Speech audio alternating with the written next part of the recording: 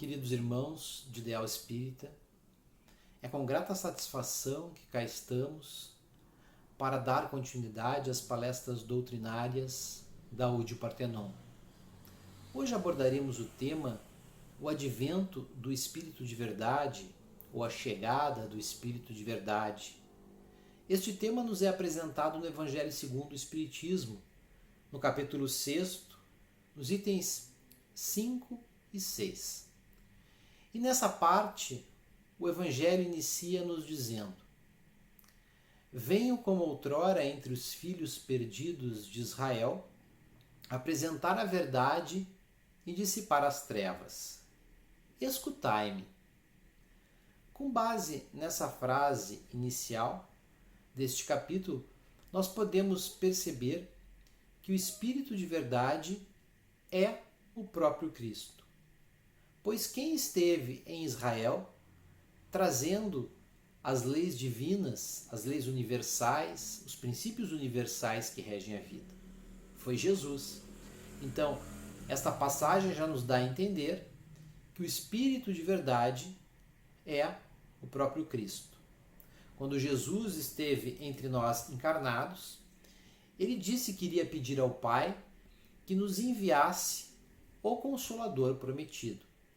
E nós sabemos que o Consolador prometido se materializou entre nós por meio da codificação da doutrina espírita. No plano espiritual, o grande responsável pelo trabalho de codificação, o grande responsável espiritual pela coordenação do trabalho da codificação espírita é o Espírito de Verdade. Então nós podemos perceber que o Espírito de Verdade é o Cristo. E a doutrina espírita, que é o Consolador prometido, ela em nenhum aspecto contrapõe ou contradiz aquilo que o Cristo nos legou. Pelo contrário, aqueles ensinamentos do Cristo que nos foram apresentados por meio de parábolas, por meio de uma linguagem figurada, por meio de alegorias, a doutrina espírita vem nos trazer a correta interpretação, a justa interpretação, a fim de que nós possamos assimilar estes conhecimentos e colocar estes conhecimentos em prática no nosso dia a dia, a fim de que a gente possa vivenciar estes conhecimentos. E essa ideia de que o Cristo é o Espírito de Verdade fica ainda mais reforçada na frase seguinte do Evangelho, que nos diz assim: o Espiritismo, assim como minhas palavras no passado. Ora, palavras de quem no passado? As palavras do próprio Cristo. Então, o Espiritismo, assim como minhas palavras do passado, vem lembrar aos incrédulos que acima deles reina uma verdade universal, a existência de um Deus bom, justo, que faz germinar as plantas e levantar as ondas do mar. Então, nessa outra parte, fica reforçada a ideia de que o Espírito de Verdade é o Cristo e que ele foi o responsável pela codificação da doutrina espírita. E essa outra parte nos apresenta uma verdade universal, que existe um Criador.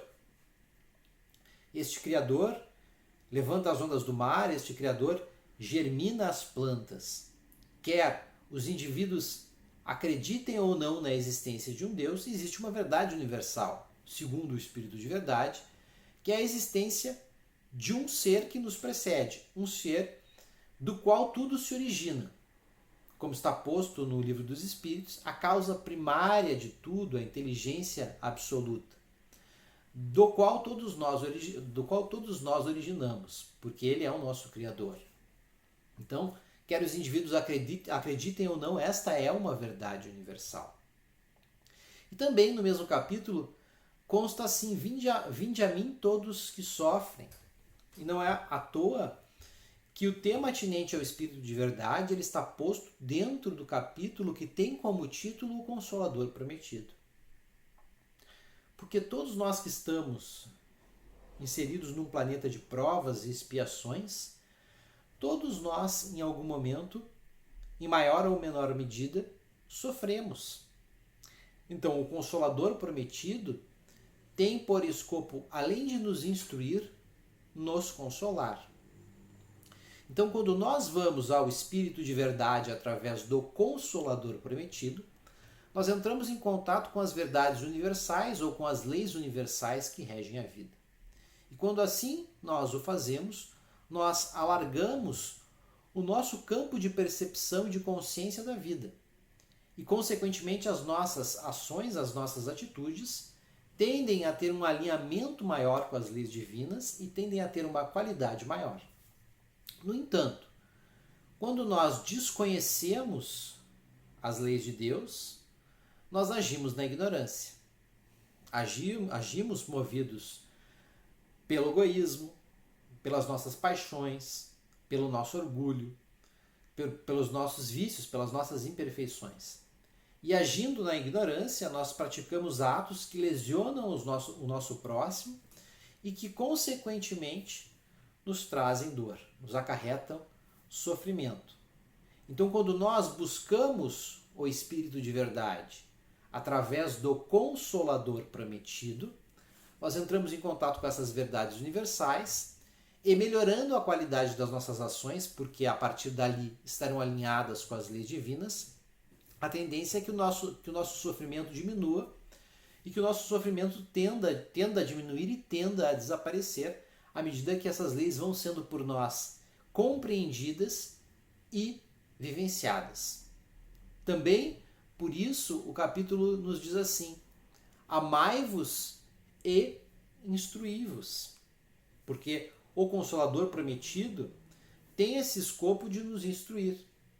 Nós sabemos que dentro do campo de progresso, dentro do campo de evolução do espírito, existem duas grandes asas: o conhecimento e o desenvolvimento da parte moral através da vivência da lei de amor. Por isso que consta: amai-vos e instruí-vos.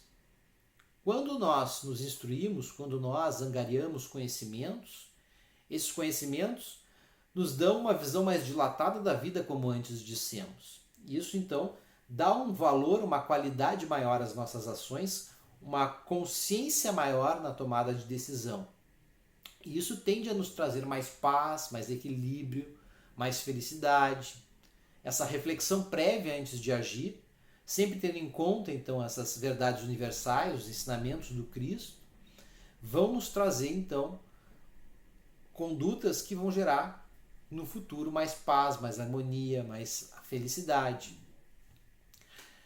Então, o conhecimento, ele é fonte de evolução. E muitos não estudam porque dizem não ter tempo, mas tem tempo para prazeres fúteis. Muitos não estudam ou não querem estudar porque dizem que não tem dinheiro para comprar bons livros. No entanto, hoje nós sabemos que a maior parte dos livros estão digitalizados na internet. O conhecimento está ao nosso alcance. E a outra asa que impulsiona o desenvolvimento do espírito é a vivência da lei de amor. Porque todas as outras virtudes, elas têm como base o amor. Então, quando nós vivenciamos o amor, a tendência é que nós nos tornemos mais caridosos, mais fraternos, que nós venhamos a desenvolver mais a empatia, a solidariedade, a compaixão, que nós nos tornemos mais tolerantes, que nós exercitemos mais o perdão. Então, por isso o Evangelho nos diz: amai-vos e instruí-vos.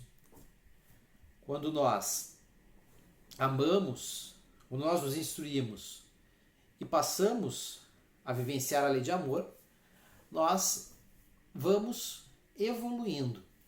Então nós sabemos também, segundo a doutrina espírita, que nas nossas primeiras encarnações nós vivenciamos os instintos. A partir do momento em que nós convivemos com outros, nós passamos a experienciar as sensações. E a partir do momento que a gente se instrui e se purifica, a gente passa a vivenciar os sentimentos. E dentro dos sentimentos, o sentimento de ordem mais elevada é o amor. Porque o amor substitui o individualismo e ele acaba com as misérias sociais. Então o amor, a vivência da lei de amor num amplo aspecto, num aspecto mais dilatado, tende a implantar a fraternidade na Terra. E o exercício, então, da lei de amor, ele vai promover a regeneração planetária. Nesse sentido, é interessante que a gente tenha em conta que nós, então, somos os responsáveis pela nossa evolução. E que todas as provas que são colocadas no nosso caminho não devem ser por nós ignoradas, ou não devem ser por nós fruto de inconformidade, de resignação, porque essas provas contêm em si a semente que, se bem assimilada, vai impulsionar a nossa evolução.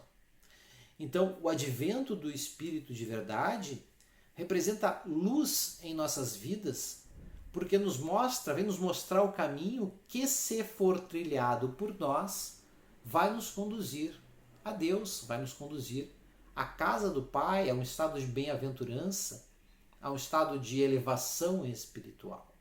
Então é nesse sentido que nós fazemos a interpretação e a leitura dos trechos, deste trecho do Evangelho. Que Jesus possa continuar nos abençoando sempre. Muito obrigado. Quero mais palestras curtas da UD Partenon. Curta, compartilhe e comente. Inscreva-se no canal da UD Partenon do YouTube.